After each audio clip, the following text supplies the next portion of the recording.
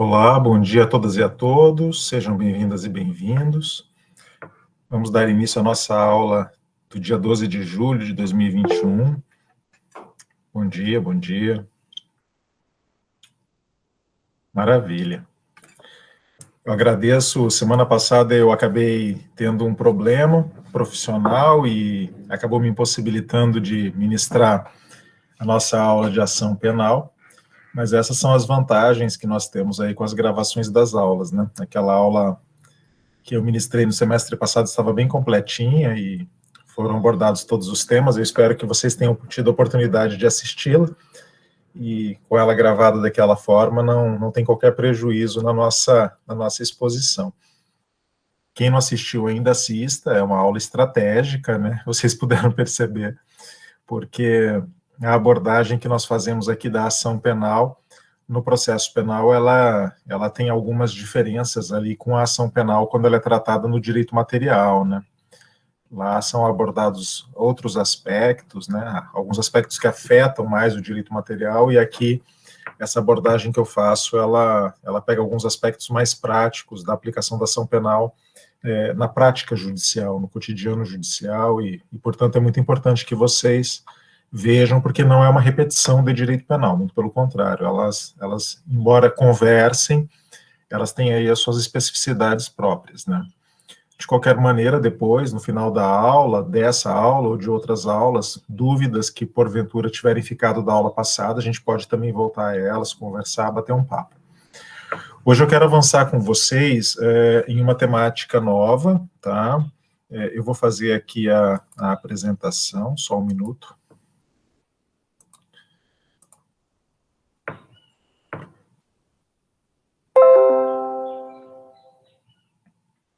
Acho que já foi, né? Perfeito. Excelente. Essa temática, inclusive, acaba sendo um pouco negligenciada quando existe pouco tempo para ministrar a disciplina de processo penal. Os professores, em geral, quando eles se veem premidos pelo tempo, eles acabam prescindindo um pouco da avaliação das questões e dos processos incidentes. Eu quero chamar a atenção de vocês que essas questões que nós veremos hoje aqui, elas são muito importantes na vida prática, elas acontecem no nosso cotidiano, e, portanto, nós precisamos conhecê-las de uma maneira bem evidente, elas não são menores no processo penal, muito pelo contrário. No Código de Processo Penal, nós temos um capítulo específico das questões e processos incidentes, que acaba englobando também as chamadas medidas assecuratórias. Tá? Aqui na minha aula, eu separo as medidas assecuratórias dos processos e das questões incidentais. E por quê? Porque eu vejo claramente que as medidas assecuratórias, elas têm natureza cautelar. Elas são medidas cautelares de cunho patrimonial, que deveriam ser analisadas, o Código de Processo Penal deveria ter tratado essas medidas assecuratórias num capítulo próprio, conjuntamente com as prisões e com as medidas cautelares pessoais de natureza não prisional, porque todas elas estão falando a respeito do mesmo assunto, né? Embora algumas incidam sobre o corpo de alguém, né, de um réu, de um investigado, de um indiciado, né, de alguém que é objeto do inquérito policial ou sujeito da ação penal, e outras incidem sobre patrimônio, exatamente para garantir o pagamento do dano à vítima ou a expropriação, algumas expropriações que são permitidas pelo Estado, né, no Código Penal. Mas todas elas são medidas cautelares. Então, o que eu faço? Eu retiro as medidas assecuratórias e trabalho todas elas conjuntamente com as prisões e as medidas cautelares não prisionais, lá num capítulo próprio da nossa disciplina, que são as medidas cautelares processuais penais. E aqui eu deixo apenas aquilo que realmente é questão e processo incidental, tá? Só para que vocês tenham essa clareza. Então, medidas assecuratórias, nós voltaremos a elas no futuro, quando trabalharmos as prisões. Por enquanto, vamos começar então com as questões prejudiciais, né? O que é uma questão prejudicial? Olha, o próprio nome já diz. É algo que prejudica. É como a questão de ordem no discurso. Quando nós estamos numa reunião, encaminhando um assunto, se pedimos uma questão de ordem, nós estamos levantando alguma temática que deve ser discutida antecipadamente ao conteúdo daquela reunião, sem o qual a solução daquele problema prejudicial, daquela questão de ordem, veja, a reunião ficaria prejudicada. Nós podemos dizer que as questões prejudiciais, elas têm esse mesmo estatuto da questão de ordem. Elas precisam ser decididas antes, para que nós possamos resolver um problema material dentro do processo. Quais são essas questões principalmente? São principalmente questões ligadas a atividades que não são da competência do juiz criminal. O artigo 92 e o artigo 93 do Código de Processo Penal prevêem essas possibilidades muito ligadas ao direito privado, ao direito civil. O artigo 92 mesmo, ele tem uma motivação histórica, porque quando o Código Penal foi criado, a questão dos crimes familiares, né, envolvendo a família, envolvendo o casamento heteronormativo, ele era muito forte, muito presente na nossa cultura. Então, por isso, foi previsto que, se a decisão sobre a existência da infração depender de solução de controvérsia sobre o estado civil das pessoas, né, então o curso da ação penal ficaria suspenso até que no juízo civil fosse a controvérsia dirimida por sentença passada em julgado.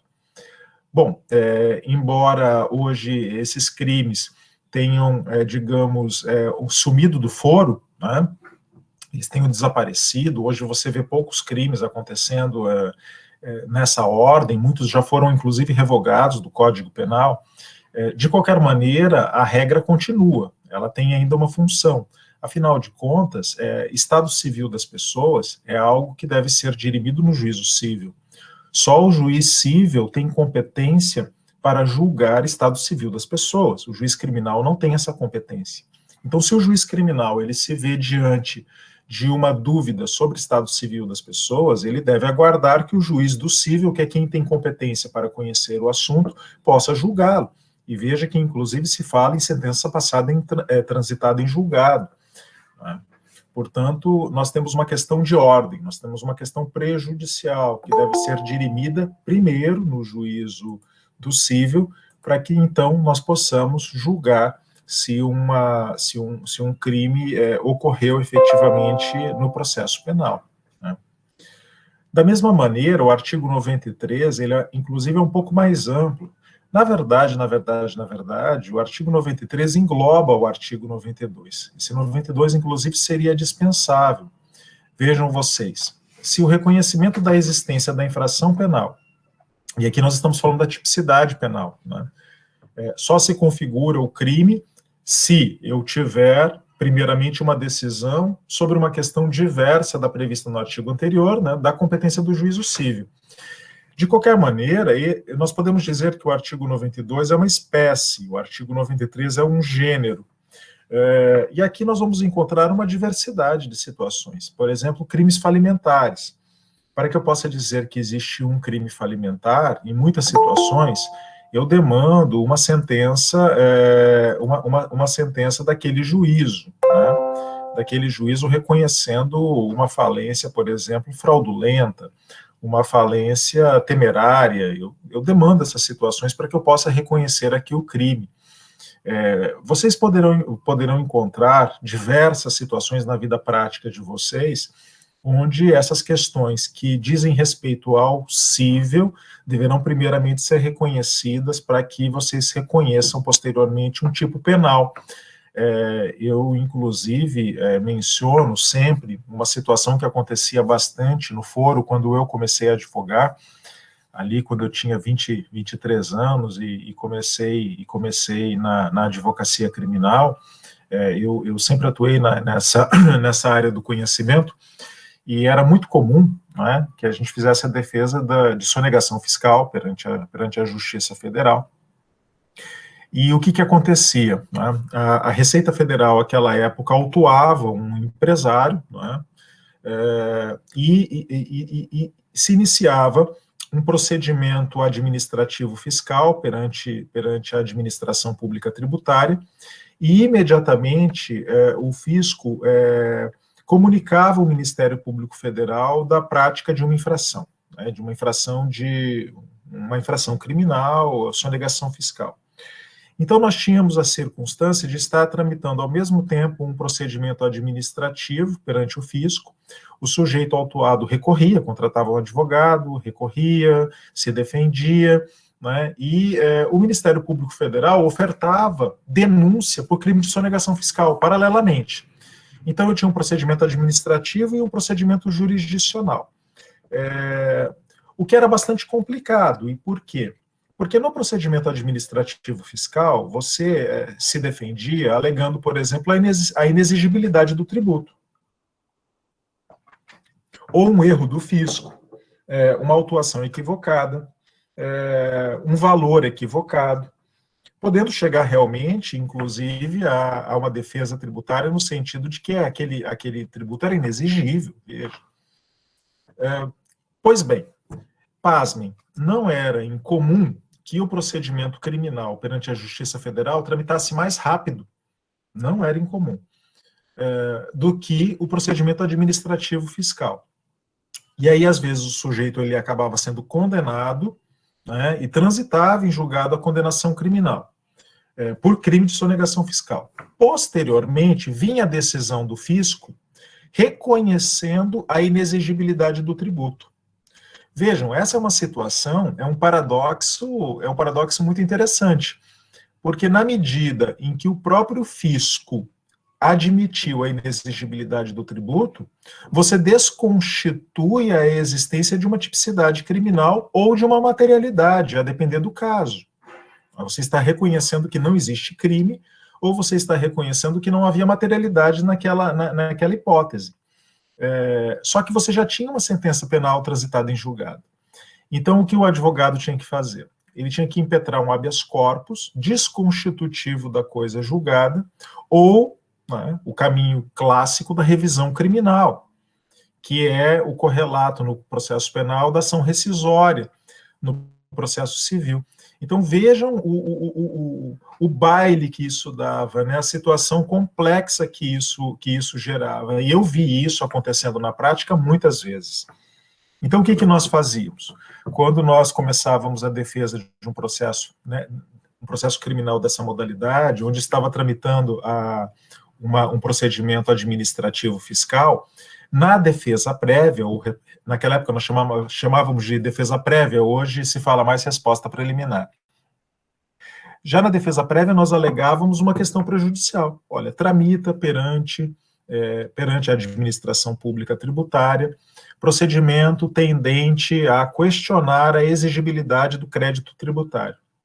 Isto posto em sendo causa prejudicial para o reconhecimento do crime, solicito do juiz criminal que ele suspenda os autos de processo criminal e aguarde a decisão da Receita Federal. O Ministério Público Federal dizia, não, respondia, não precisa fazer isso porque as instâncias administrativa e jurisdicional são independentes. Claro que elas são independentes. As esferas administrativa e jurisdicional são independentes. O que não é independente é a matéria que está sendo debatida em comum na esfera jurisdicional e na esfera administrativa. Elas são a mesma situação.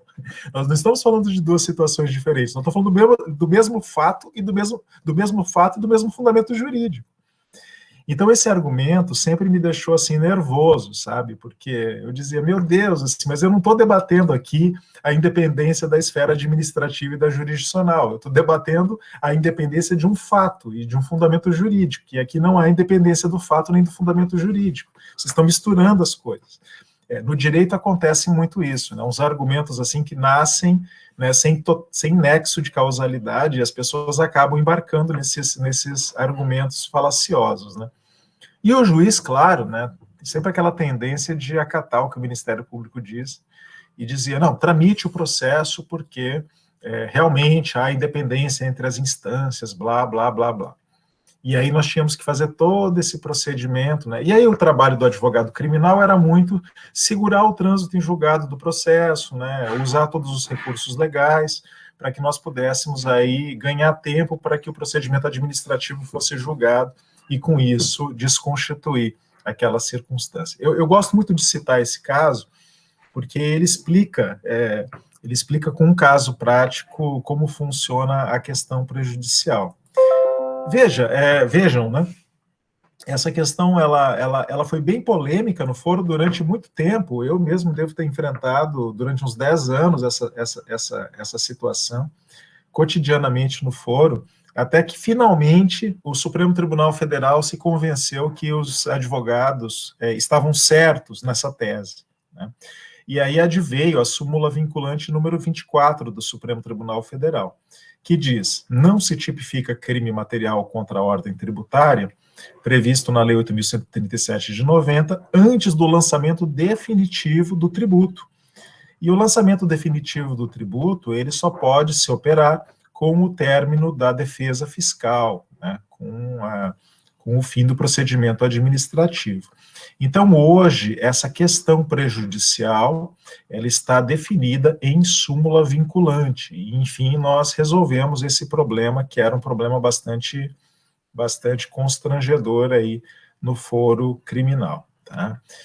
Vejam, eu estou dando aqui um exemplo de crimes tributários, mas vocês podem imaginar isso para outros crimes, né? Eu já mencionei aqui alguns crimes familiares, crimes ligados à falência, né, à recuperação judicial de empresas, mas vocês poderão verificar, no caso concreto, muitas situações que surgirão e que vocês poderão alegar como sendo uma prejudicial que deve ser definida primeiro no juízo administrativo, primeiro no juízo civil, para que depois o juiz criminal, então, possa debatê-las, enfim, na sua área de atuação, tá? Bom, exceções, né? Exceções. O que são exceções? A exceção é aquilo que excepciona, é aquilo que exclui, é aquilo que opõe, é aquilo que defende, né? Aqui, em processo penal, nós utilizamos a palavra exceção como sendo uma defesa, uma forma de defesa. Não qualquer forma de defesa, mas algumas defesas que são destacadas da resposta preliminar e que devem ser apresentadas apartadamente, tá? E devem ser apresentadas apartadamente exatamente para não atrapalhar o tramitar da defesa criminal, porque nós dizemos que essas causas, elas podem aí, elas dependem muitas vezes de uma instrução paralela, tá? Muitas vezes de uma instrução paralela, e essa é a grande questão.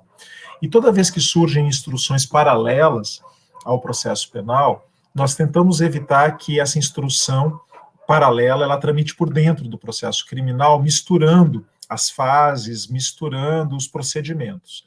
Se nós temos dois procedimentos que devem tramitar nos mesmos autos, é interessante, então, que nós façamos um autuado para um procedimento e um autuado para o outro. O processo eletrônico que hoje vigora não atrapalha o que eu estou dizendo, né? É importante, portanto, que nós tenhamos dois autuados eletrônicos para cada procedimento, senão vira uma balbúrdia, você acaba misturando as coisas, e essa não é a intenção no processo penal. Então, uma exceção é um tipo de defesa, uma defesa que o Código de Processo Penal destacou da resposta preliminar, da instrução processual, das alegações finais, ou seja, daquele modelo clássico que nós temos de defesa no processo penal, tá? O artigo 95 do CPP diz que poderão ser opostas as exceções de, primeiramente, suspeição. O que é suspeição? Eu não vou ficar aqui entrando em grandes detalhes, porque vocês já estudaram essas questões que eu vou mencionar aqui com o professor de processo civil, com o professor de direito constitucional, né? Portanto, eu pressuponho que vocês já conhecem do que se trata. Então, eu vou falar de procedimento, tá? Então, só lembrando, a suspeição é um fato que não impede o magistrado de atuar, mas o torna suspeito de parcialidade. Então, por exemplo, ali ser amigo íntimo da parte, né? Não impede de atuar, mas torna o sujeito suspeito, né? Suspeitíssimo, portanto, ele deve declinar competência. O impedimento já seria um fato jurídico existente no ordenamento jurídico que o proíbe de atuar naquele caso, ser casado com a parte. Tá, se eu sou casado com a parte, eu não posso atuar naquele processo. Né? Então, a diferença ali é tênue, né, entre a suspeição e o impedimento, mas eles estão previstos. Bom, eu posso opor, então. O sujeito foi citado na ação penal. Então, a primeira coisa que ele deve verificar, conjuntamente com a sua resposta preliminar, primeiramente, existe suspeição do magistrado para atuar naquele caso?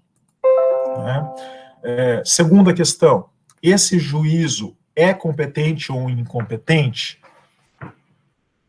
Vejam, e aqui a incompetência ela é muito interessante, por quê? Porque existem incompetências que são de ordem absoluta e existem incompetências que são de ordem relativa. E aqui eu sempre deixo uma dica para os jovens advogados e advogadas, ou futuros pretendentes à advocacia. Quando a incompetência é de ordem absoluta, né, vocês verão isso mais à frente, quando ela é de ordem absoluta, vocês não precisam opor uma exceção. E por quê? Porque a incompetência de ordem absoluta, ela não se sana, tá? Ela não é sanada. Então, vocês podem arguí-la ao final do procedimento, gerando uma nulidade absoluta, ou seja, fulminando todo o processo. As incompetências que vocês deverão arguir neste momento são as incompetências de ordem relativa. E as incompetências de ordem relativa, elas são ligadas ou ao foro, ou ao valor da causa, né? A gente brinca valor da causa, né? Mas aqui no processo penal, por exemplo, nós falaríamos em outros termos, né? Eu vou dar um exemplo aqui, de foro, por exemplo, né? Vejam, um crime de estelionato que tenha sido praticado concomitantemente em Florianópolis e São José, tá? E aí surgirá o debate. Digamos, a conduta começou a ser praticada em Florianópolis e se consumou na comarca de São José. E aí vocês perguntariam, qual é o foro competente para conhecer dessa causa criminal? O Código de Processo Penal ele é muito claro nesse sentido. Ele diz, olha, é competente para conhecer de uma causa criminal o foro da comarca onde o crime se consumou. Onde ele se consumou. Então, eu dei um exemplo aqui, onde a conduta começa a ser praticada em Florianópolis e termina em São José, se consome em São José. Logo, o foro competente é São José, não é Florianópolis. Mas, se instaurou inquérito policial para averiguar o caso em Florianópolis, tá? Tramitou mais rápido em Florianópolis e acabou chegando ao juízo criminal, numa das várias criminais em Florianópolis. Vejam. E o Ministério Público ofertou denúncia pelo crime de estelionato em Florianópolis. Esse é o momento para que vocês arguam a incompetência relativa, de foro. Então, vocês apresentariam para o juiz esse argumento. Olha, entendo-se consumado o crime de estelionato em São José, os autos devem ser remetidos ao juízo criminal de lá. Se vocês não alegarem, haverá prorrogação do foro, ou seja, Florianópolis vai precluir a matéria de alegação, e Florianópolis se transformará no foro competente para conhecer o assunto, e nós não poderemos mais arguir essa questão. Professor, e por que a gente arguiria? Olha, você arguiria, por exemplo, porque você sabe que o juiz lá de São José costuma ser um pouco mais brando, por exemplo, nessas situações. Claro que aqui é uma questão de estratégia, né? Ou você quer ganhar tempo, ou você está à véspera de uma prescrição e você precisa ganhar um pouco mais de tempo. Então, a depender das circunstâncias, você, advogado, advogada, vai fazer uma avaliação se é o caso realmente de arguir essa incompetência de juízo, que na verdade não é de juízo, é de foro, né, ou não. Não vão fazer apenas porque está previsto, né, mas porque é uma possibilidade. Agora, imaginem, se fosse uma incompetência de jurisdição. Aí é muito tranquilo, né? Porque a incompetência de jurisdição seria o seguinte, imaginem um crime de contrabando, que naturalmente é da competência da Justiça Federal, que tramitou perante a Justiça Estadual. Tramitou esse procedimento, chegou em sentença, inclusive. Ora, aqui é muito tranquilo, porque vocês têm uma incompetência que é de ordem absoluta. Eu não posso ter, né, é de ordem constitucional definida. Eu não posso ter um procedimento, um processo criminal, que é da competência da Justiça Federal, sendo julgado pelo juízo estadual. Então, como a incompetência aqui é de ordem absoluta, eu não arguiria no início, eu deixaria o processo tramitar, e chegando lá na sentença, eu levantaria essa questão. Olha, tramitou o processo no juízo estadual, embora ele seja da competência da Justiça Federal. E a incompetência de ordem absoluta, ela tem o condão de fulminar todo o processo, desde o início. Vejam, aquela regra que quem já faz estágio aqui já viu, né? Tem uma regrinha de que a incompetência relativa, ela só fulmina os atos decisórios, mas dá para aproveitar a instrução. Enquanto a incompetência de ordem absoluta, ela fulmina todos os atos. Veja, esse exemplo que eu estou mencionando acontece muito no foro. Processos da Justiça Federal tramitando na estadual ou da estadual tramitando na Justiça Federal.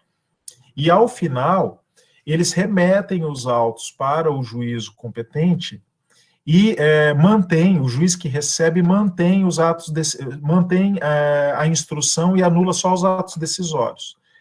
Esse procedimento é totalmente equivocado, porque nós não estamos falando de incompetência de juízo, nós estamos falando de incompetência de jurisdição. Olha aqui, mais um equívoco clássico. Incompetência de juízo seria mais ou menos assim: esse procedimento deveria tramitar na primeira vara criminal de Florianópolis, mas tramitou na segunda, porque a segunda vara criminal de Florianópolis tem competência para conhecer daquela matéria e a primeira não tem. Só que eu não tenho conflito de jurisdição entre a primeira e a segunda vara criminais. São duas varas dentro da mesma jurisdição.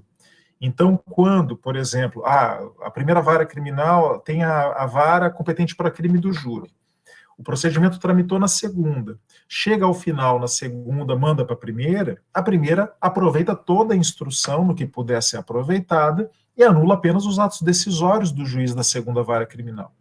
Mas eu não estou falando dessa hipótese, eu estou falando de juízes de jurisdições diferentes. Então, um juiz militar e um juiz da justiça comum, estadual comum, um juiz federal, um juiz eleitoral, que é competente para conhecer de crimes eleitorais, e um juiz da vara da justiça estadual. Nesses casos, não há apenas divergência de juízo, há divergência de jurisdição. E jurisdição é matéria constitucional, definida constitucionalmente. Nesses casos, o procedimento não se aproveita. Ele deve ser fulminado desde a denúncia, ou seja, nem a denúncia é aproveitada. De modo que o procedimento deveria ser remetido à jurisdição competente, e só se aproveitaria o quê? O inquérito. Só o inquérito. Todo procedimento deve ser fulminado. Então, você, advogado, advogada, precisam estar atentos com essas questões para que vocês possam traçar uma boa estratégia de defesa daquele que vocês representam, né? Litispendência, né? A litispendência vocês conhecem bem, é a tramitação de dois procedimentos tratando do mesmo fato, do mesmo pedido, da mesma causa de pedir, né? Portanto, aí, se há litispendência, os procedimentos devem ser reunidos. A mesma situação acontece com a coisa julgada, é muito parecida também, mas aqui eu já tenho um fato, uma causa de pedir e um fundamento jurídico que já foram conhecidos num processo anterior, e, portanto, eu devo aplicar a regra do primeiro julgamento ao segundo, não repeti-lo, e, enfim, a ilegitimidade de parte, né, que pode ser alegada aqui também neste momento, né, se ela se configurar. Eu mencionei para vocês o impedimento, vocês vão dizer, mas professor, o senhor falou impedimento, mas o impedimento não está aqui no 95.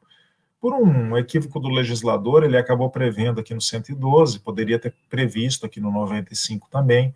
Então, fiquem tranquilos e tranquilas, o impedimento também é matéria de exceção, tá? Está previsto aqui no 112. Ô, professor. Pois não. Em relação à competência do juízo, quando se tem, por exemplo, mais de um tipo penal, no caso em um juízo o crime de roubo e o crime de receptação seja cometido em outro juízo, tem aquela regra do juízo competente ser o que o tipo penal ser mais gravoso ou não? Nós vamos analisar essas hipóteses um pouco mais à frente, mas podem surgir muitas situações, né?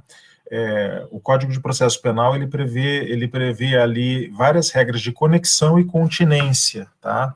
Isso que você levanta está colocado nessa hipótese. Agora, quando há crimes conectos e quando há crimes continentes. Um crime conexo são dois crimes que estão ligados por um liame, por um vínculo, tá? Então, eu tenho dois crimes que podem ser separados aqui, ligados por um vínculo. O continente é aquilo que abarca o outro. Então, imagine, por exemplo, o concurso formal de delitos, né, onde um crime abarca dois resultados.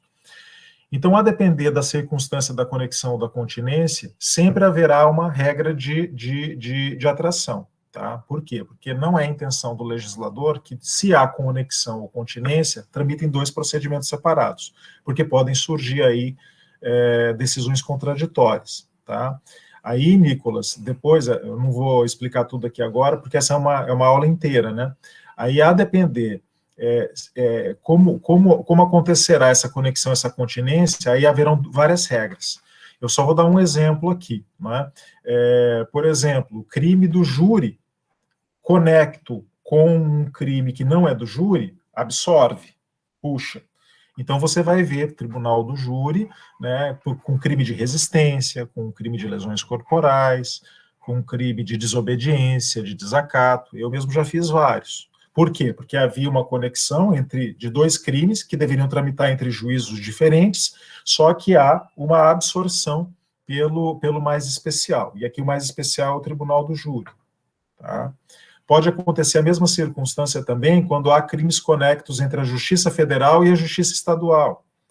Eu atuei lá no início da minha profissão, num caso, onde o sujeito foi preso por contrabando, né, estava dentro do carro da polícia, aí ele consegue se desvencilhar da algema, saca o revólver do policial que estava dirigindo a viatura, ele estava no banco de trás da viatura, ele saca o revólver e dá um tiro no tórax do policial, o mata. Então, aí, tribunal do júri, na Justiça Federal. Tá? Então, eu tenho, primeiramente, um crime que é contra a vida, que deveria ser da competência do júri, né?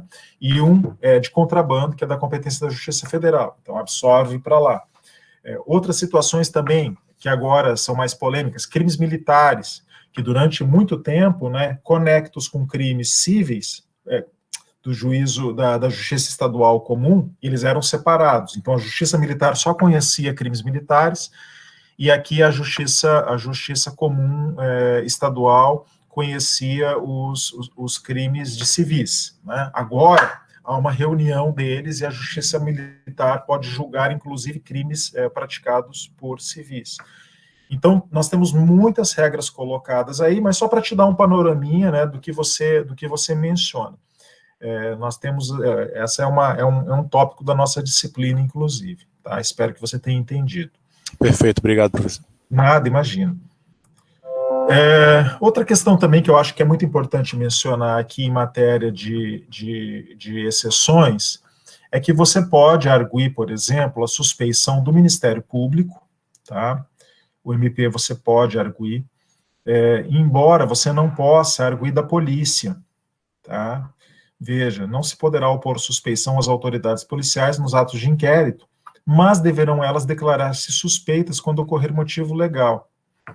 Isso aqui é muito interessante porque tem uma regulamentação diferente para a polícia e para o Ministério Público, aquela visão ainda que vigora no Brasil de que o Ministério Público não tem interesse na causa, né? Que que é muito bonita teoricamente, né, mas para quem atua no foro criminal sabe que o Ministério Público se constitui como um órgão de acusação.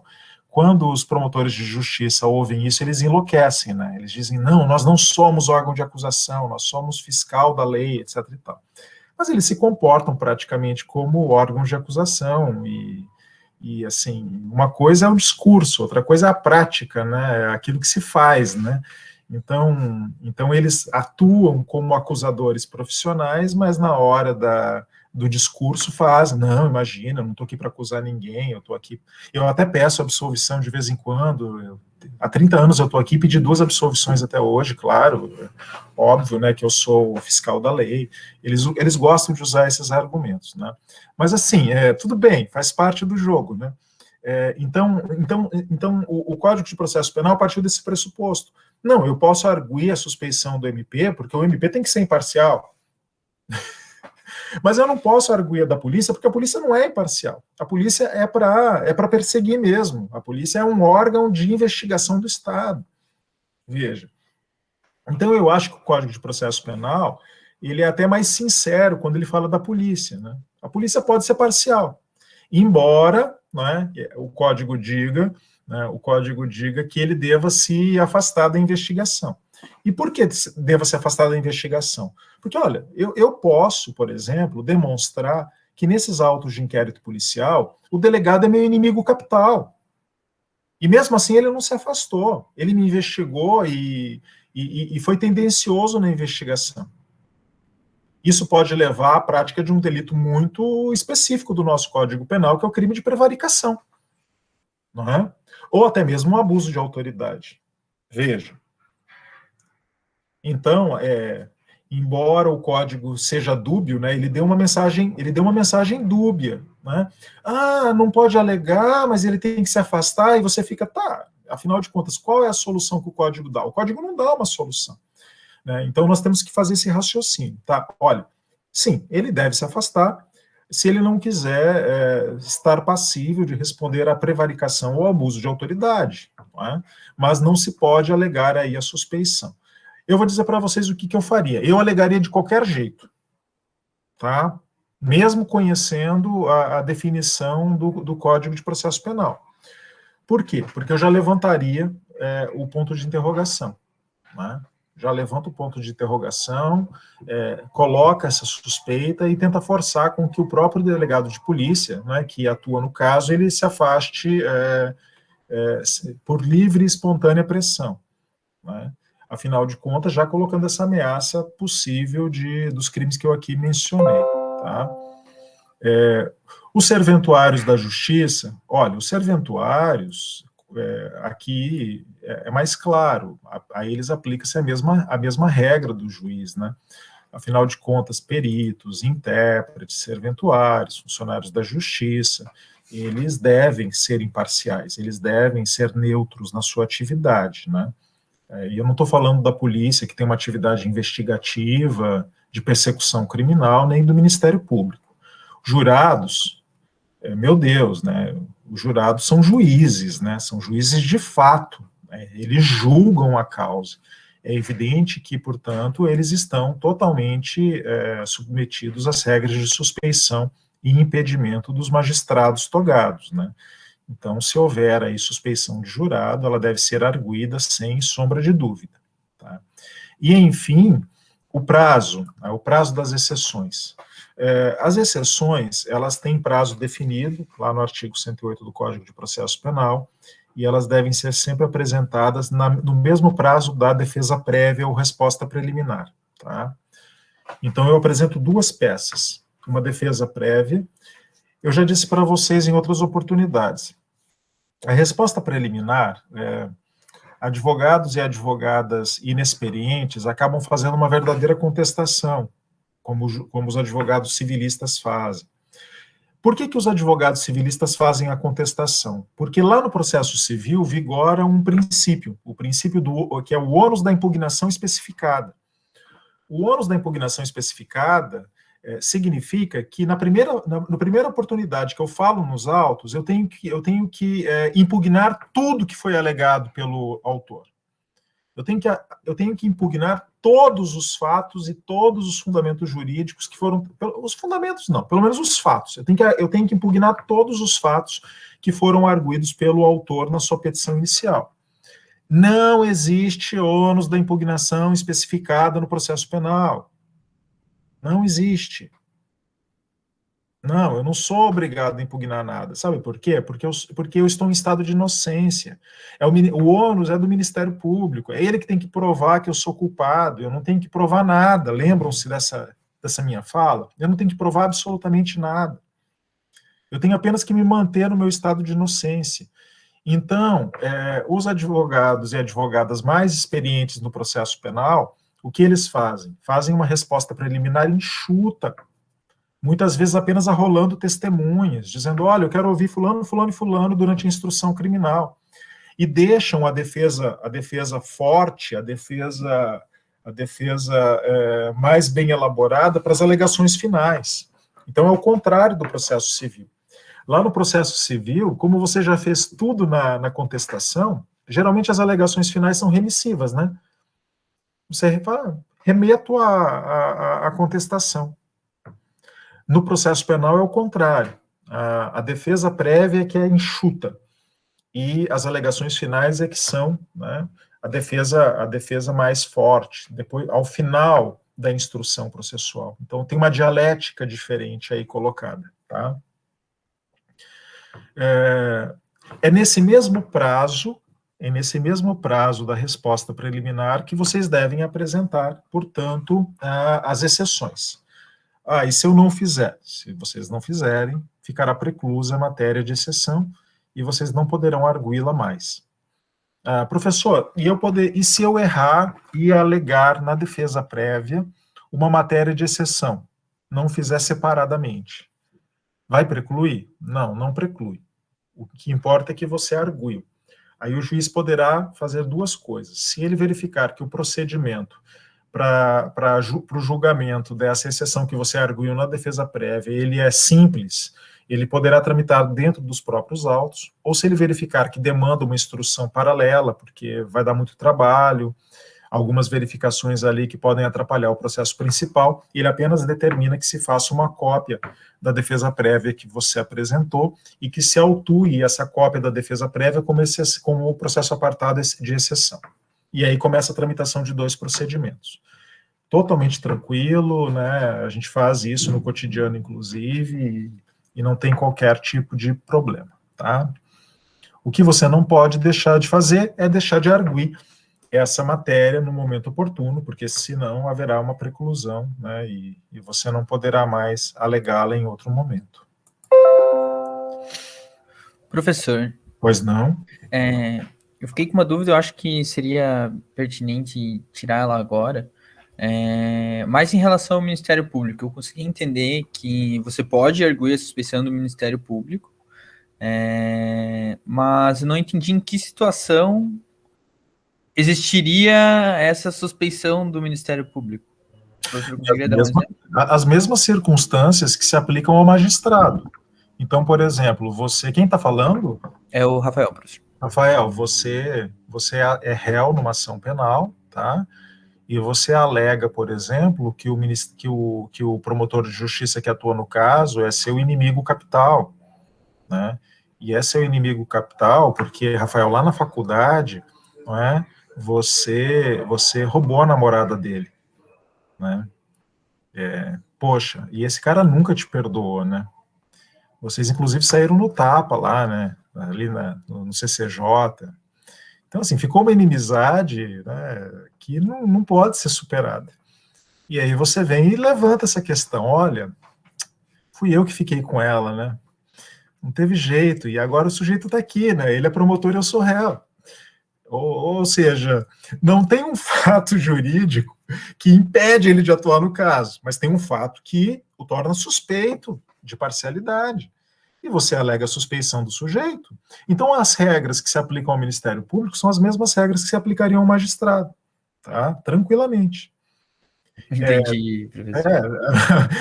A mesma coisa também aos serventuários, né? Pode ser um serventuário também. E isso acontece, viu? A gente que está aqui na faculdade de Direito, vira e mexe, acontece esse tipo de coisa. né? E professor, já em relação à polícia, Aham.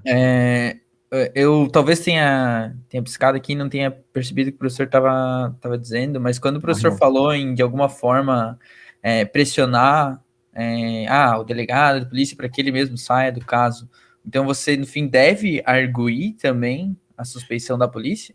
Veja, o Código de Processo Penal fala que não é cabível. Mas veja só, Rafael, uma coisa é o que é cabível e o que não é cabível, outra coisa é a estratégia que você usa dentro do processo, tá? Então, existem algumas malandragens, digamos assim, que você usa. Malandragem no bom termo, tá? No bom termo. Por exemplo, no tribunal do júri, tem um monte de matérias lá que não podem ser arguídas durante o tribunal do júri. Agora, às vezes, você argue, entendeu? E aí, eu já cansei de fazer isso, né? De chegar no tribunal do júri e fazer uma afirmação. Aí o promotor de justiça começa a gritar, você não podia falar isso. Então, retirem o que eu disse, vocês não ouviram, tá? Só que os jurados já ouviram. Retirem, eu retiro o que eu disse, pronto, acabou. Né? Veja, eu estou falando da mesma circunstância. O Código de Processo Penal está dizendo que não pode. Agora, se eu tenho uma prova, eu tenho uma demonstração que o delegado é suspeito de parcialidade, eu não vou trazer para os autos? Inclusive para começar a minar essa prova que ele está produzindo? Veja, como não? Tá? Eu posso até não poder, eu posso até não ter legitimidade para arguir a suspeição, mas eu estou construindo, né, eu estou construindo um caminho para minar essa prova.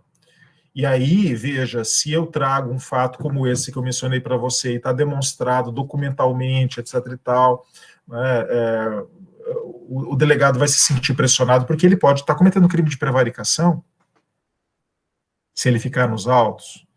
Então, se ele tiver o mínimo de noção disso, ele vai pedir para sair fora. Né? Entendeu a lógica?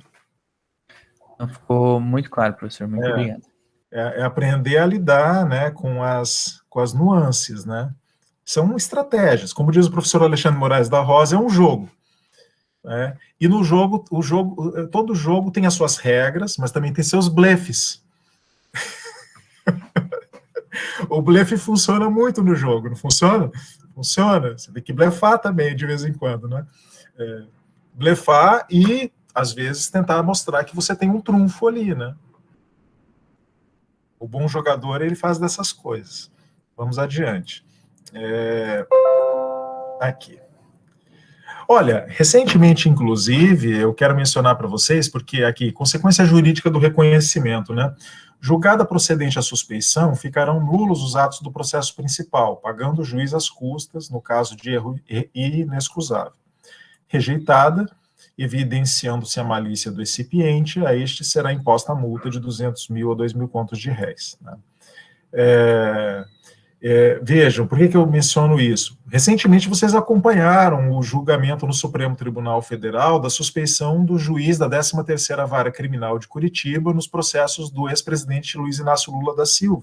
Foi agora, questão de 2 meses atrás, né? E era exatamente este artigo 101 que estava sendo debatido. Né? Nós tivemos ali o Supremo Tribunal Federal que reconheceu a suspeição.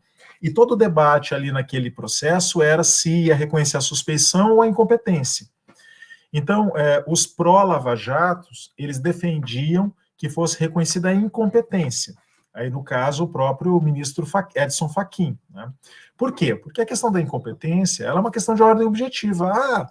Tudo bem, não devia ter tramitado na Justiça Federal, devia ter tramitado na Justiça Estadual. Ou não deveria ter tramitado em Curitiba, deveria ter tramitado na Justiça Federal do Distrito Federal. Então, simplesmente se reconheceria a incompetência, e como eu mencionei para vocês, por ser uma incompetência de ordem relativa, mandando os autos da 13ª Vara Criminal Federal de Curitiba para Brasília, se reconheceria a validade de todos os atos processuais realizados pelo juiz Moro. Chegando na Vara Federal de Brasília, o juiz federal de lá poderia simplesmente dar uma nova sentença condenatória, validando todos os atos que foram realizados pelo Moro. Então, essa era a estratégia do ministro Fachin. tirar de Curitiba, jogar para Brasília, mas na sequência já viria uma nova sentença condenatória. Ou seja, seria uma estratégia para legitimar o procedimento e manter a condenação. Simples assim, tá? Simples assim. Agora, quando o Supremo Tribunal Federal reconhece a suspeição, é diferente. Por quê? Porque a suspeição anula tudo. Todo o processo é fulminado. Porque você está dizendo que o juiz que conduziu o caso desde a investigação até a sentença penal, ele era suspeito de parcialidade. Então, todos os atos por ele praticados são suspeitos. Todos os atos por ele praticados são nulos. Então, o Supremo Tribunal Federal acabou admitindo essa última tese, que fulminou tudo. Né? Fulminou todos os processos onde o Moro atuou contra o ex-presidente Lula. Né? Querem exemplo mais recente de suspeição que esse que nós estamos aqui debatendo, né? E muito evidente, né? Vocês podem observar nesse exemplo, é um exemplo muito prático daquilo que nós estamos aqui falando. Né? Perfeito? Vamos lá.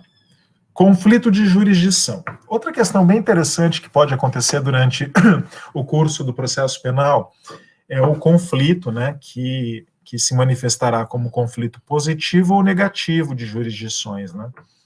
Bom, o conflito positivo, ele se configura quando dois juízes, e aqui, pessoal, veja, não é só de jurisdição. Às vezes o Código de Processo Penal, ele usa... só uma pergunta, quando eu... Agora, por exemplo, vocês estão vendo, continuam enxergando o nosso roteiro? Sim. Ótimo, perfeito. É que de vez em quando eu vou alternando a tela aqui para eu vê-los também. Veja, o Código de Processo Penal fala aqui em conflito de jurisdição, mas não é só conflito de jurisdição, pode ser conflito de juízo também, tá? Sem problema. Então, às vezes, o Código ele erra na utilização da terminologia. Aqui é conflito de juízes, de competências, na verdade. Tá? É um conflito de competências, que pode ser competências jurisdicionais, que pode ser competências dentro da mesma jurisdição. Tá? O conflito positivo, ele se configura quando dois juízes dizem que são competentes para conhecer da causa. Tá? E o conflito negativo se configura quando dois juízes dizem que não são competentes para julgar a causa. Então, no primeiro caso, na primeira situação, eu tenho uma disputa entre dois juízes para conhecer uma causa. E no negativo, eu tenho uma disputa para se livrar da causa, para não julgá-la. Vejam. E aqui, a regra é bem simples, tá? Eu não vou nem fazer a leitura aqui dos artigos, porque eu quero que vocês entendam a lógica. Vejam. Quando eu tenho um conflito positivo ou negativo de competência, eu preciso resolvê-lo. E quem vai resolvê-lo é a instância superior a esses juízes. Eu não posso deixar na mão deles a solução do problema. Uma instância superior tem que decidir. Então, a grande questão aqui é perguntar: quem é a instância superior a esses dois juízes para julgar o conflito? Então, se eu tenho aqui, por exemplo, um conflito entre o juiz da vara criminal, o juiz da vara do tribunal do júri de Florianópolis e o juiz da vara do tribunal do júri de Criciúma. Quem que é competente para julgar o conflito de jurisdição entre eles? O TJ de Santa Catarina, não é? Não são dois juízes vinculados ao mesmo tribunal? Eles estão na primeira instância, o TJ de Santa Catarina, a segunda instância comum a ambos. Não é? Poderia esse conflito ser entre duas varas dentro de Florianópolis mesmo, né? A primeira vara criminal e a segunda, TJ de Santa Catarina. Aí o problema surge quando você tem juízes ligados a jurisdições diferentes. Então, o conflito surge entre o juiz da vara, da primeira vara federal criminal de Florianópolis e o juiz da primeira vara, da vara do Tribunal do Júri de Florianópolis. Aí eu tenho agora um juiz que está ligado ao TRF da 4ª Região e um juiz que está ligado ao TJ de Santa Catarina. Então, nem o TRF da 4ª Região pode exercer jurisdição sobre o juiz estadual, nem o TJ pode exercer jurisdição sobre o juiz federal. Então, quem é competente para julgar o conflito de jurisdição? A instância imediatamente superior a ambos os tribunais. Qual é?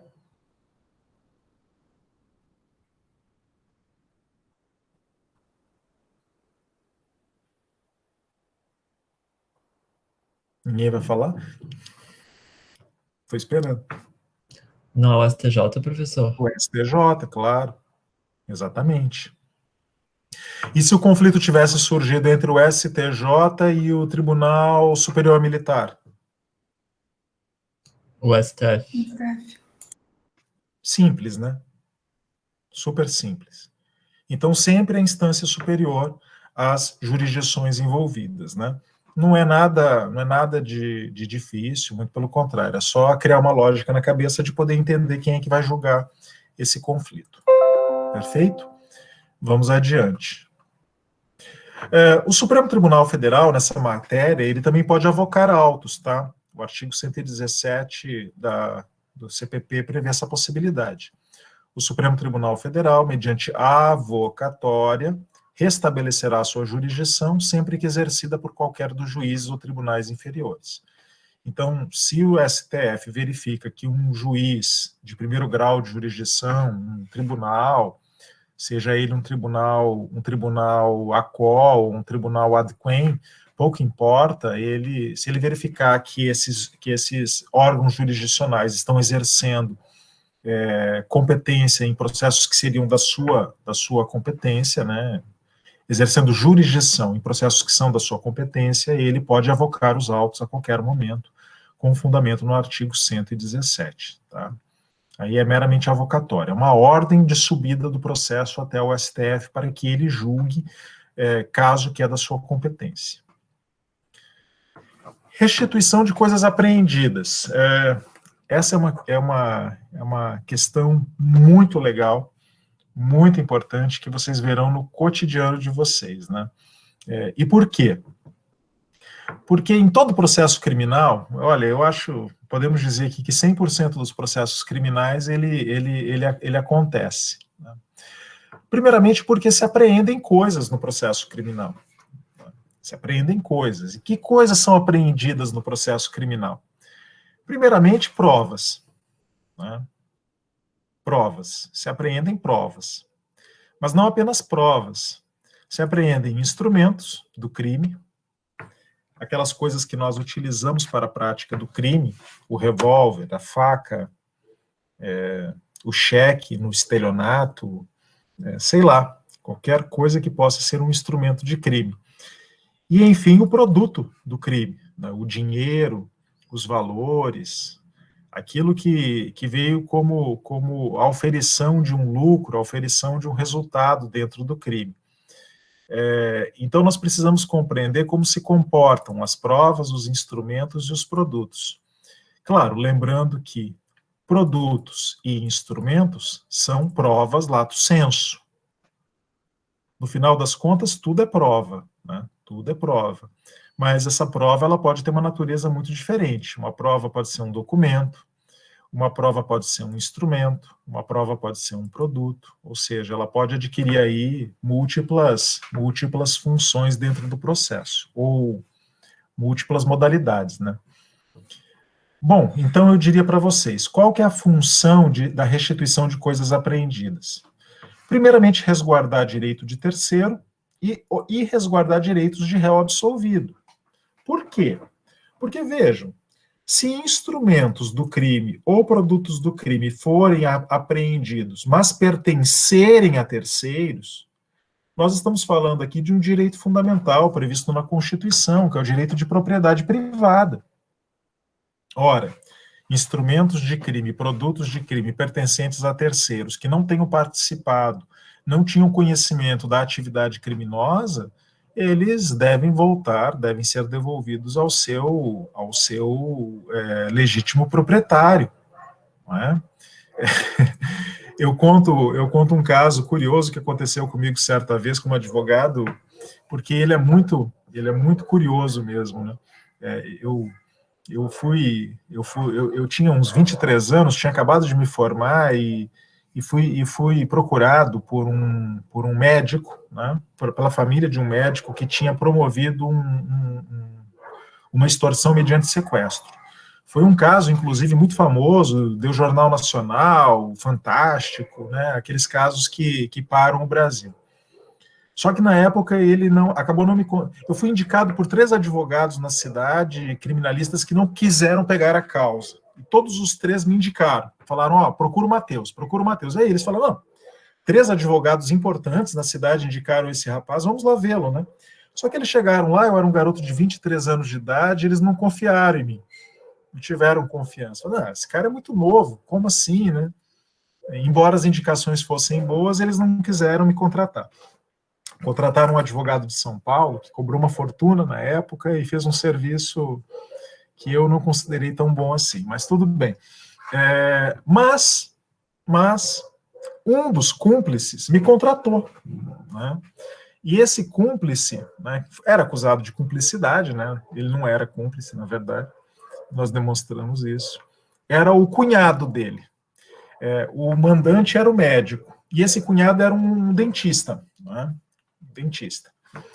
O dentista ficou comigo, me contratou, e qual era a acusação? A acusação é que esse dentista que me contratou, ele tinha fornecido as armas do crime. As armas para o sequestro. E eram revólveres, espingardas, era uma coisa surreal. Só que era muito interessante, porque eram armas de coleção. Eram todas armas de coleção, registradas no nome do meu cliente. Todas registradas, de propriedade, assim, não tinha ilegalidade na propriedade do bem. Perfeito? E aí aconteceu uma circunstância familiar muito louca, porque o médico chega para o cunhado, pede as armas emprestadas, porque ele queria fazer uma exposição na fazenda, etc e tal, passa um migué no sujeito. E ele repassa as armas, coisa que acontece dentro de família, né? Quem olha de fora fala, não é possível. Mas aconteceu. Ele pegou e emprestou as armas para o cunhado. E o cunhado contratou uns pistoleiros, entregou as armas para os pistoleiros, para que eles fossem fazer uma cobrança de dívida com outro médico, que era o presidente estadual do CRM na época. Os pistoleiros chegam na mansão do médico, né, era um médico muito rico, e aí crescem o olho, entram na casa e sequestram a família. E mantém todo mundo em cárcere privado. Era só para dar um susto no médico para ele pagar uma dívida, né? Então era um exercício arbitrário das próprias razões que evoluiu para um crime de extorsão mediante sequestro. E aí, quando ele liga para os pistoleiros, fala, e aí, deram susto lá no cara? Aí os caras falam, estamos aqui com a família inteira. Agora vamos tirar tudo deles aqui. Vocês estão malucos? O que vocês fizeram? Aí esse médico sai, vai até a casa para tentar libertar. Assim, virou uma lambança esse cara. Só que aí já era tarde, né? O estrago já estava feito. E os caras estavam lá com as armas do dentista.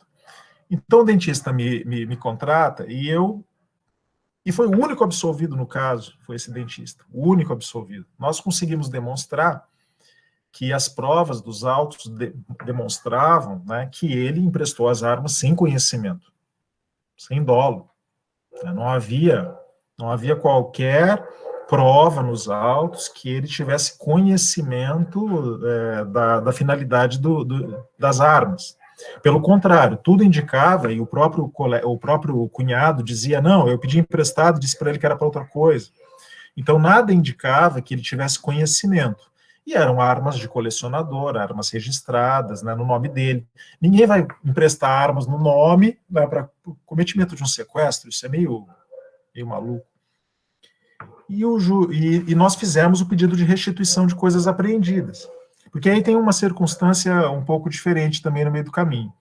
Quando esse rapaz foi preso, Ele foi preso preventivamente no início dos autos, e ele chega na delegacia e são apresentadas as armas para ele. Essas armas são suas? Sim, são minhas. O delegado começa a trocar uma ideia com ele e fala, nossa, que armas lindas, isso, aquilo, eu sempre quis ter umas armas assim. E o rapaz fala, então fica para o senhor, delegado. E o delegado não tem dúvida, ele pega todas as armas e leva para a casa dele. E se apropria das armas. Olha a loucura. E então, as armas desapareceram dos autos. Não tinha o auto de apreensão das armas. Quando ele me contou essa circunstância, já depois da absolvição, eu enlouqueci, né? Eu falei, não, eu vou fazer essas armas aparecerem. E aí eu peticiono nos autos, dizendo que eu gostaria que o delegado se manifestasse sobre o auto de apreensão das armas que não havia sido juntado aos autos. Joguei essa arapuca, né? Claro que aparece um auto de apreensão com data retroativa e as armas aparecem na delegacia de novo. Todas entregues. E aí eu faço a restituição de coisas apreendidas, alegando exatamente as questões que nós estamos mencionando aqui hoje. Veja, se ele foi absolvido, se ficou comprovado que ele não participou do crime, o bem é legítimo, tem legítimo proprietário, está abarcado pelo direito de propriedade privada, tem que ser devolvido para o sujeito. Né? E assim foi definido. Né? O juiz determinou a entrega das armas.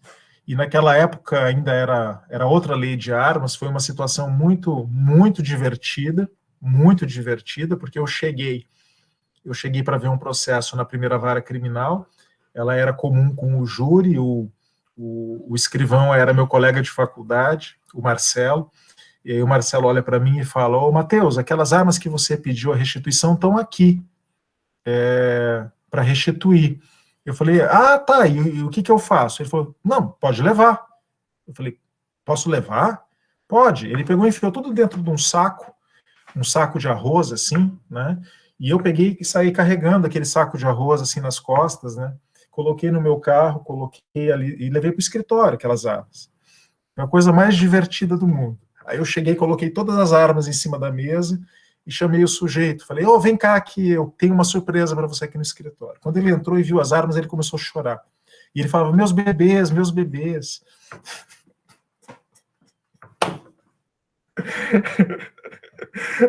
Tem foto. Sim, dá para provar sim, tem foto. Naquela época ainda não tinha celular, tá, gente? Eu sou meio velhinho já.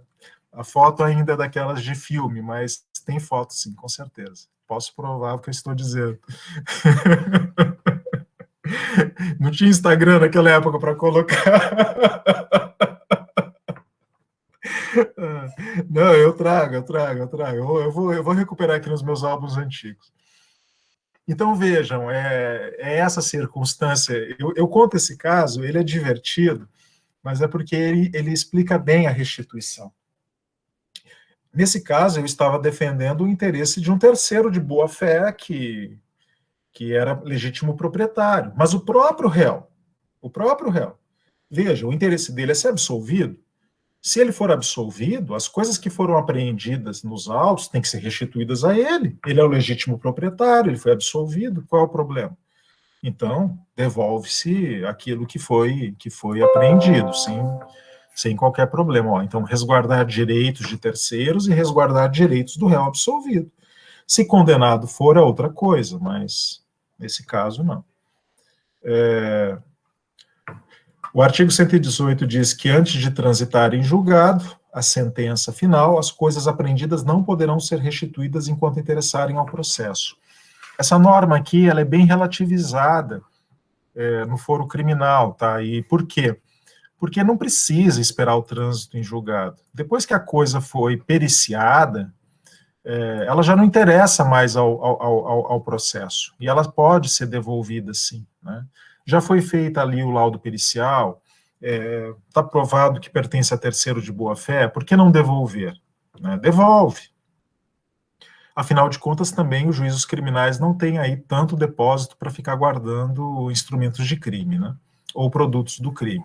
Professor, Essa regra, geralmente, assim, ela se aplica mais para casos de acidente de trânsito, né, na prática, porque nas outras, como o professor falou, geralmente não se aguarda tanto e feita a perícia já se Já devolve para já. encaminha, Porque eu lembro de ter visto num processo, Uhum. naquele das meninas que algumas faleceram por causa daquele cara que estava dirigindo embriagado com Jaguar e bateu no carro e matou algumas delas. E aí não liberaram o carro depois de ter feito a perícia, porque volta e meia uma parte pedia a perícia de novo, aí o juiz pediu a perícia, aí a outra parte pediu, e ficava fazendo isso aí, não se Então, desembanhava Diogo, do lado. isso, depende do caso concreto, né, Diogo? Claro, né? Aí no caso teve divergência, isso, aquilo, aí não dava para restituir, né? Agora, se não tiver essa divergência toda, aí pode devolver, né? Veja, é claro que numa situação de trânsito, né, o carro, ele é instrumento eventual da prática criminosa. Então, você sabe que tem essa diferença, né? Quando eu falo de instrumento eventual, é porque aquele bem não foi utilizado como instrumento de crime, apenas eventualmente foi utilizado como instrumento do crime. Fica bem claro quando a gente usa o exemplo do contrabando, tá? Então, eu vou até o Paraguai e coloco mercadorias contrabandeadas no banco do meu carro. Compro lá mercadorias e coloco. Contrabandeadas ou descaminhadas. Aí, quando eu chego lá em Foz do Iguaçu, Cascavel, né, São Miguel do Oeste, sei lá, aquela região ali, eu sou preso com aquelas mercadorias. Então, eu estava praticando um crime de contrabando ou descaminho, com a utilização do meu carro. Tá? O carro, nesse caso, é instrumento do crime? O carro é instrumento eventual da prática do crime. Então, o carro, ele pode, nesse caso, ser devolvido para o seu legítimo proprietário? Deve ser devolvido. O que o Código Penal exige é que haja perda do instrumento do crime quando ele não é instrumento eventual. Que é a diferença quando eu, por exemplo, faço modificações na estrutura do automóvel para criar fundos falsos. Então vem a perícia e constata que tem fundo falso no motor, tem fundo falso nas rodas, tem fundo falso nos bancos, para acomodar mercadorias. Então esse carro foi preparado como instrumento do crime. Esse carro tem que ser perdido. Ele entra na regra do Código Penal do perdimento. Então esse carro não vai ser devolvido. Então, no crime de trânsito, veja, em geral, trata-se de instrumento eventual, que pode ser devolvido porque não configura instrumento clássico de crime. Agora, como você mencionou, essa circunstância aí, é porque surgiram muitas dúvidas, né? Houve solicitação de várias perícias, e aí o magistrado teve que segurar o bem, né? Se houve aí uma divergência. Normal, tranquilo, mas a regra é a mesma, tá? Vamos adiante. As coisas a que se referem os artigos, ao artigo 91 do Código Penal, não podem ser restituídas, mesmo depois de transitar em julgado, salvo se pertencerem ao lesado ou a terceiro de boa-fé. É aquilo que eu estava acabando de mencionar para vocês, que é o Código Penal.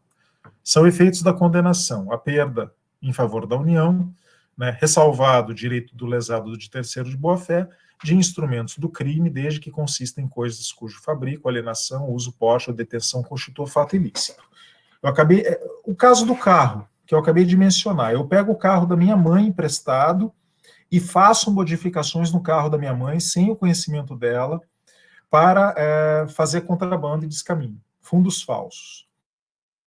Veja, embora eu tenha alterado o automóvel dela, transformando este automóvel num instrumento do crime, pertence a terceiro de boa-fé, que não tinha, portanto, conhecimento do fato. Então, embora essa alteração tenha sido feita, tem que ser devolvido à minha mãe. Vejam, então, não haveria aí a perda deste instrumento do crime.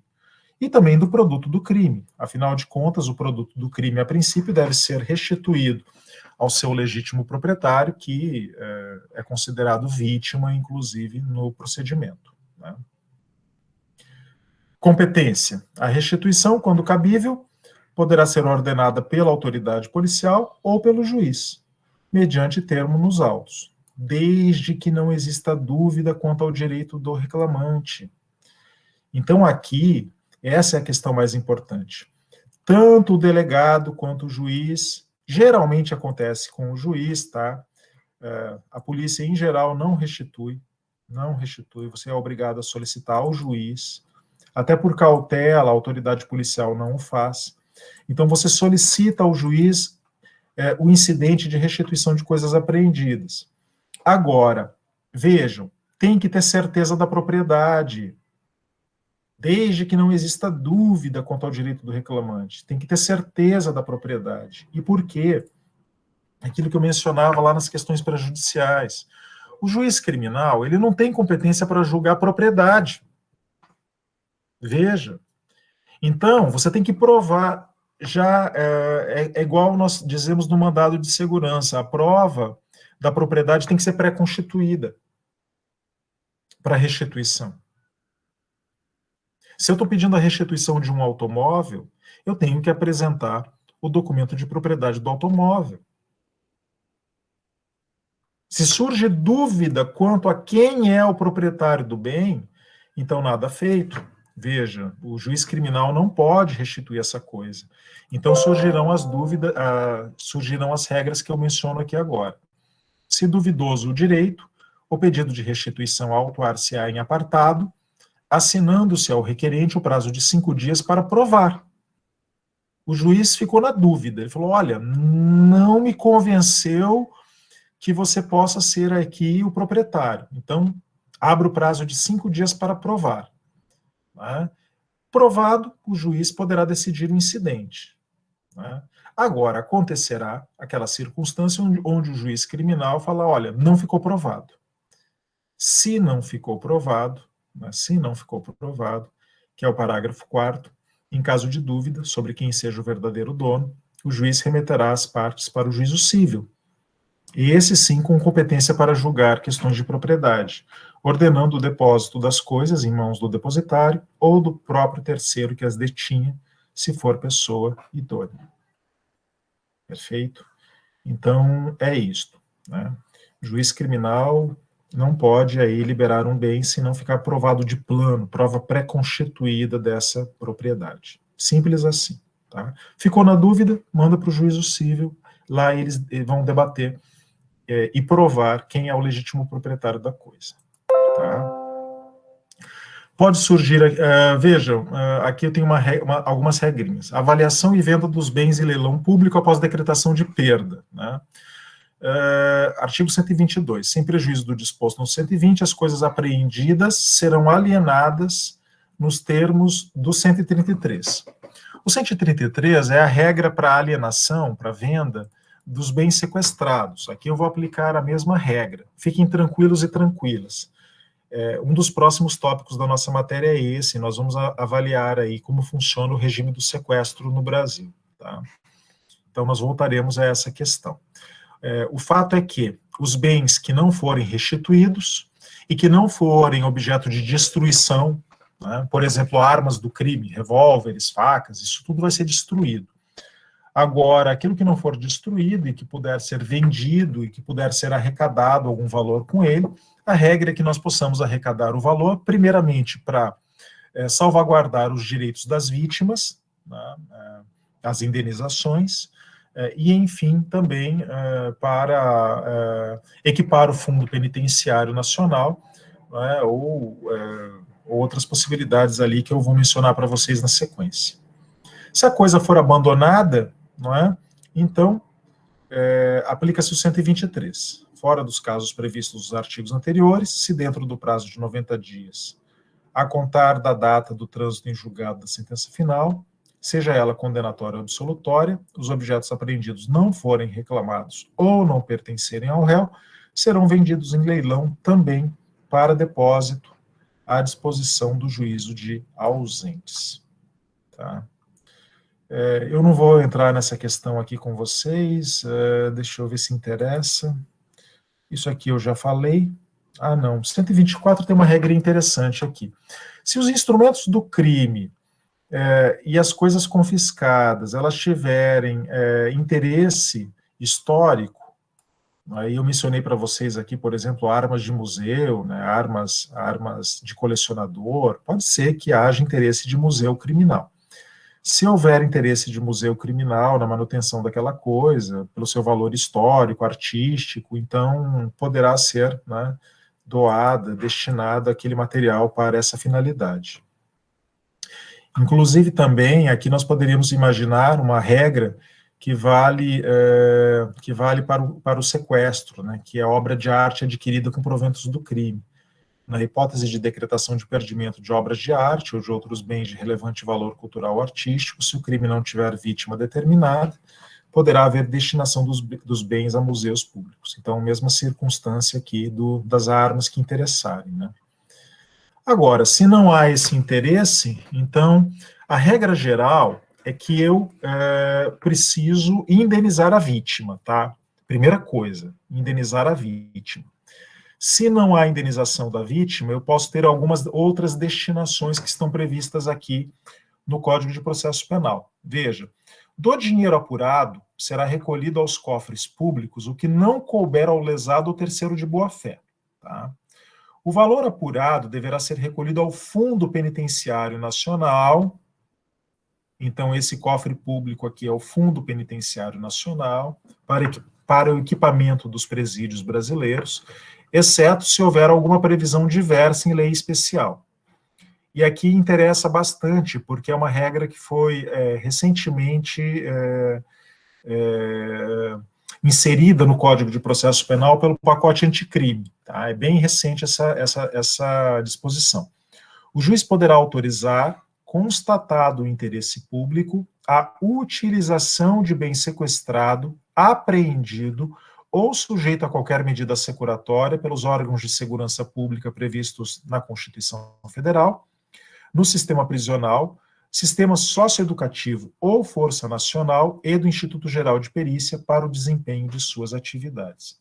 Então, isso aqui já está acontecendo com bastante intensidade, automóveis, principalmente, que podem ser aí apreendidos e transformados em viaturas, transformados em equipamentos a serviço do Estado no combate à criminalidade ou outras atividades que aqui estão previstas. Perfeito?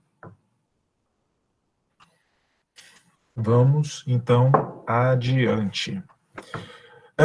Bom, para finalizar essa aula, eu gostaria ainda de mencionar para vocês dois incidentes aqui, muito importantes e que acontecem com uma certa intensidade também dentro do processo penal, que é o incidente de falsidade documental e o incidente de insanidade mental do acusado. São dois procedimentos também incidentais. Sobre o incidente de falsidade documental, vejam, sempre que vocês desconfiarem que um documento possa ser falso, vocês devem impugná-lo como falso, perfeito? Essa impugnação, ela pode acontecer em qualquer momento da instrução processual, ela deve ser arguida por escrito, né, e o juiz deverá considerar essa possibilidade. Eu vou deixar para vocês fazerem como tarefa de casa, inclusive, depois a leitura do procedimento, porque o procedimento é logística da coisa, mas eu vou narrar aqui a lógica, tá? A lógica. A lógica é a seguinte: se uma parte arguiu a falsidade de um documento, eu preciso entender qual modalidade de falsidade eu estou mencionando.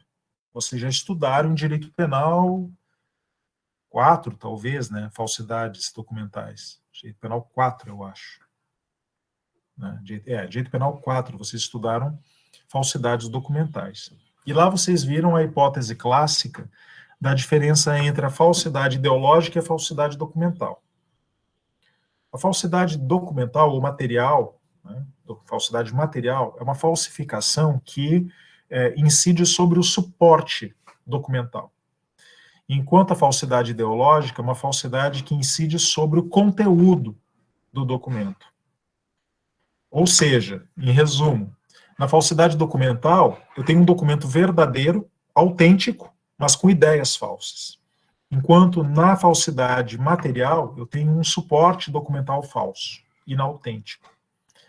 Vejam, uma perícia só pode constatar a falsidade material, mas não a falsidade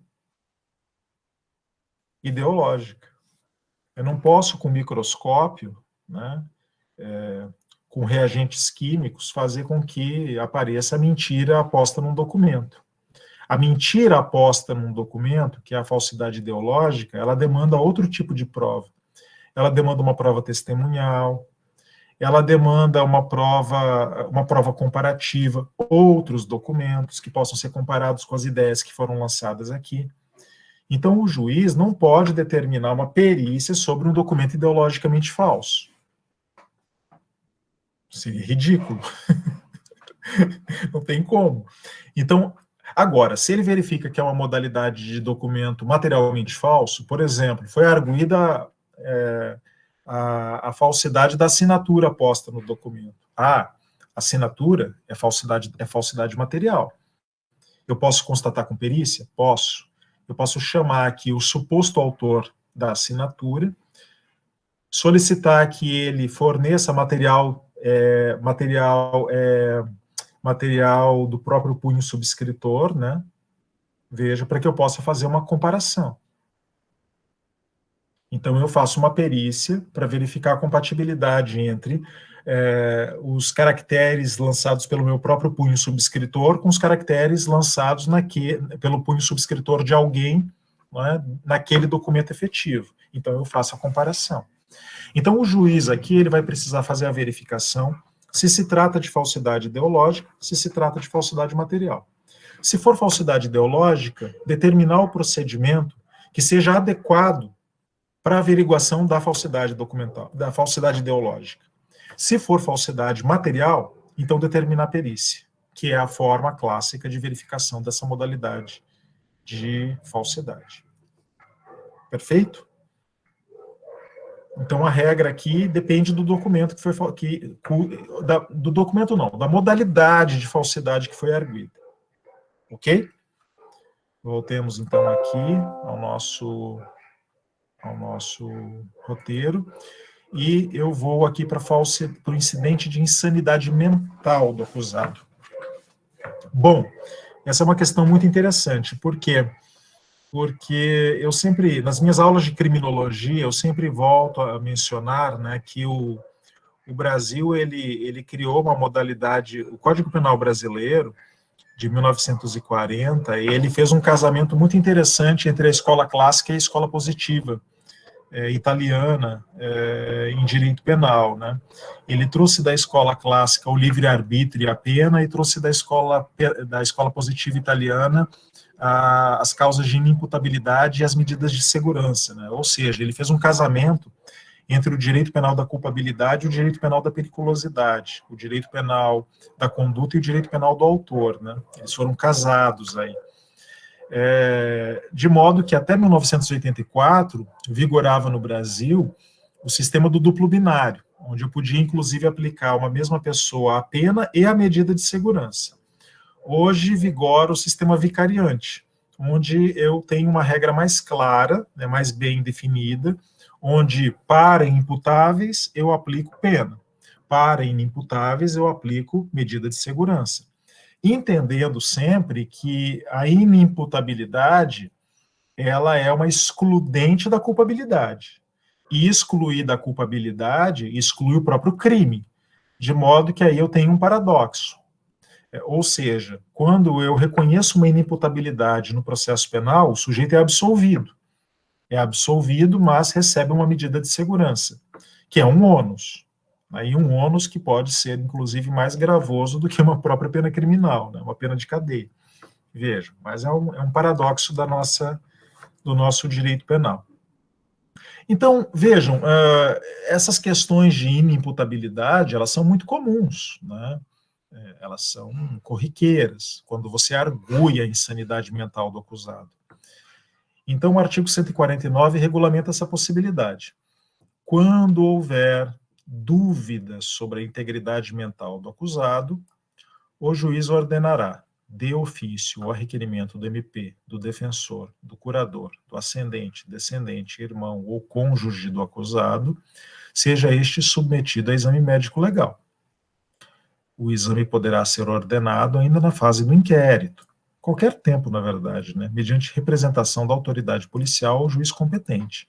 Aqui eu posso fazer na fase do inquérito, na fase da ação penal, e nós veremos na sequência na fase da execução da pena, tá? Não tem impedimento para isso. O juiz deve nomear um curador ao acusado, alguém que possa acompanhá-lo, afinal de contas nós estamos aí dizendo da possibilidade desse sujeito ser um incapaz, né, um civilmente incapaz, e portanto ele precisa de alguém que possa curatelar os seus interesses.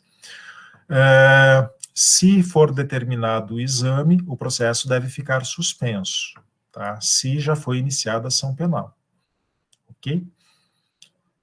Para o efeito do exame, o acusado, se ele estiver preso, será internado em manicômio judiciário para a realização do exame. Ou, se estiver solto e o requererem os peritos, poderá ser internado em estabelecimento adequado que o juiz designar. O exame não deve durar mais que 45 dias, inclusive porque o sujeito está aí numa incomum restrição da sua liberdade, né? Esse é um fato paradoxal, mas ele está colocado. E se não houver prejuízo para a marcha do processo, o juiz poderá autorizar, sejam inclusive os autos entregues aos peritos. Isso aqui na época em que os autos eram impressos, né? Hoje, com os autos eletrônicos, basta você fornecer ao perito a chave de acesso para que ele possa ingressar no EPROC, né? Então, não há mais aqui uma razão de ser desse parágrafo 2º. Aqui que interessa para a gente, tá? Vejam, agora as consequências, isso aqui é mais importante. Se os peritos concluírem que o acusado era, ao tempo da infração, irresponsável, nos termos do artigo 26 do Código Penal, então nós estamos considerando que ele era inimputável pela regra do tempus regit actum. Vejam, inimputabilidade concomitante ao tempo da infração. Então, nesse caso, já sabemos qual é a solução. Esse processo tramitará, mas o juiz, na sentença, deverá absolver o acusado por falta de imputabilidade, que é elemento da culpabilidade, que é elemento do crime, e, portanto, sem imputabilidade, sem culpabilidade, não há crime, ele deverá ser absolvido, mas terá o ônus de arcar com uma medida de segurança. Até aqui tudo bem, mas existem outras circunstâncias. Se se verificar que a doença mental sobreveio à infração, então eu não tenho um sujeito inimputável ao tempo da infração. A doença mental, ela é posterior à prática do crime. Ela é concomitante ao processo. Então agora eu tenho um problema que não é mais de direito material. Eu tenho um problema que é de direito processual. Eu não tenho um agente capaz para se defender nos autos. Esse sujeito está incapacitado de exercer o contraditório e a ampla defesa. Então, nesse caso, o processo deve permanecer suspenso até que o acusado se restabeleça para poder se defender. E aí é que o juiz nomeará curador a esse acusado, tá? Ficará suspenso o processo, né, salvo diligências urgentes. O juiz poderá, nesse caso, ordenar a internação do acusado em manicômio ou em outro estabelecimento adequado. O processo retomará o seu curso desde que o acusado se restabeleça, ficando-lhe assegurada a faculdade de requerir as testemunhas que houverem prestado depoimento sem a sua presença, para garantir aqui o princípio do contraditório e da ampla defesa. Esse incidente de insanidade mental deverá ser processado em autos apartados. Vejam. E poderá surgir uma terceira situação, que é a situação prevista no 154 do Código de Processo Penal. Se a insanidade mental sobrevier no curso da execução da pena, ou seja, aqui o sujeito era imputável ao tempo da prática da infração, respondeu ao processo criminal, se defendeu, houve uma sentença condenatória, transitou em julgado e agora ele vai cumprir a pena. E durante o cumprimento da pena, sobrevém a insanidade mental. Então, nesse caso, nós aplicamos aí as regras previstas na Lei de Execuções Penais. O artigo 108 da Lei de Execução Penal diz: o condenado a quem sobrevier doença mental será internado em hospital de custódia e tratamento psiquiátrico. E o 183 especifica: quando no curso da execução da pena privativa de liberdade sobrevier a doença mental ou perturbação da saúde mental, o juiz de ofício, a requerimento do MP, da Defensoria ou da autoridade administrativa, poderá, a depender da circunstância, determinar a substituição da pena por medida de segurança. Medida que não deixa também de ser paradoxal, na medida em que, vocês sabem, a medida de segurança ela está colocada num regime, inclusive, que pode, né, se bem que hoje a jurisprudência brasileira, ela vem aí se orientando no sentido que essa medida de segurança ela não poderá ser aplicada por tempo maior do que seria aplicada a pena privativa de liberdade, né? Teve uma época em que se admitia que essa medida de segurança pudesse aí se perpetuar de uma maneira indefinida, né? Hoje não. Hoje nós temos aí uma orientação bem clara no sentido de que a medida de segurança não poderia ser imposta em circunstâncias como essas maiores que uma pena, porque senão poderia criar aí uma prisão perpétua, né? Disfarçada de medida de segurança, o que seria evidentemente inconstitucional e afetaria a dignidade, o princípio da dignidade humana de uma forma muito clara. Era o que eu tinha para apresentar para vocês hoje em matéria de questões e processos incidentais, e fico aberto a perguntas, questionamentos ou esclarecimentos.